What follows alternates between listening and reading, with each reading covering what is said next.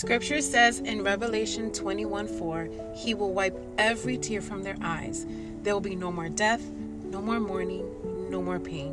Why is this scripture so important?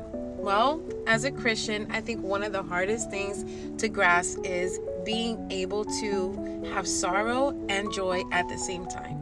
It's feeling the heartache and pain from losing someone you love, but knowing and believing that death is not the end and that our loved ones are waiting for us on the other side. And I think a lot of people who experience grief and losing someone they love, they have a hard time understanding that they can grieve and still have joy. God promises us that there's going to be a point where there will be no more suffering and no more death. It won't even matter. But He's still the same God who understands your suffering, understands the pain of losing someone you love, and yet will walk with you through it, will be there to comfort you, will be there to be your peace. Well, for me, even though my heart breaks and I'm still grieving the loss of both my parents, there is a joy that I have knowing that in my future, I will see them again. That's the promise that I hold on to. If you are leaning into joy, you're not betraying your grief.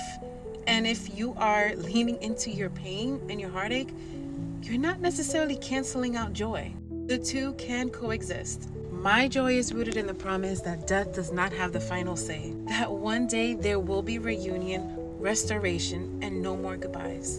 And that's how grief and joy can exist all together.